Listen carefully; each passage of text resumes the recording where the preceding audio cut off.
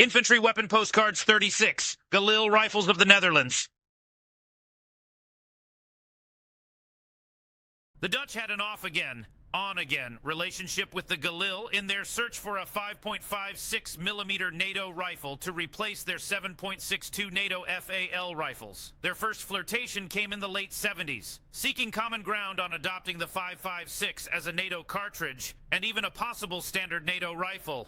NATO held a series of trials. The Dutch submitted the MN1 rifle, marketed by NWM de Kruithorn. While they did have a manufacturing license and the rifles are uniquely marked, all of the rifles appear to be Israeli-made Galil ARM rifles. Only 40 were made. An Israeli rifle based on a Soviet design was not acceptable politically, and the project never moved forward. Holland didn't replace their FAL rifles either.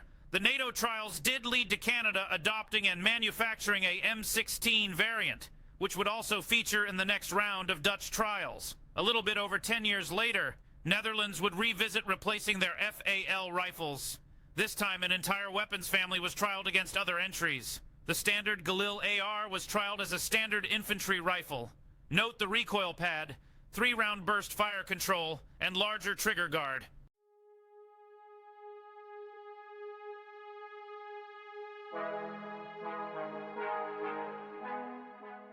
The selector markings are S for safe, B for burst, and R for repetition or semi-auto.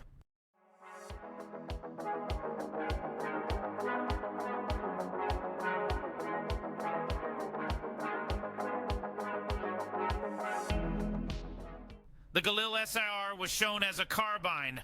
One of the more unique features that the Dutch requested was a last round bolt hold open. Also notice the long flash hider, which enabled the use of NATO 22mm rifle grenades. A big thank you to the Royal Military History Museum in Brussels, Belgium, and the National Militaire Museum in the Netherlands for allowing me to photograph these rare rifles. These photographs originally appeared in my books, the AK-47 Catalog Volume 13 and the AK-47 Catalog Volume 7. Do you prefer long, awkward silences, like your last date? Or the weird royalty-free music? Or more narration pointing out stuff that you can already see in the photos? Let me know down in the comments. The stock recoil pad mentioned earlier.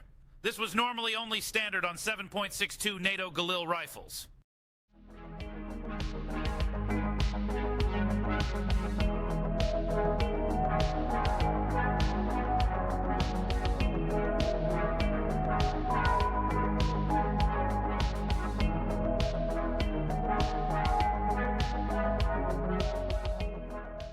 A couple different views of the bolt hold open.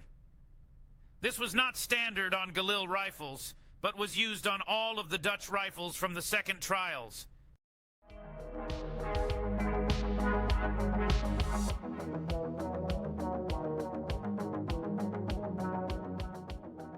Finally, the Galil arm was optioned as a possible light machine gun or automatic rifle. This had full auto fire control, unlike the other two.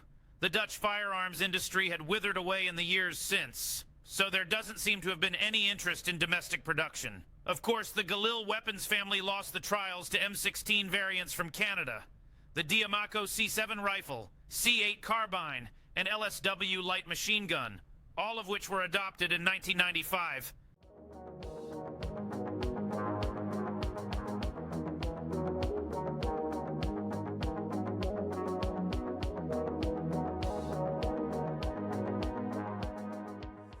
Now please consider subscribing, or I will invite you over to discuss millions of dollars in business not once, but twice, only to waste your time and buy from someone else.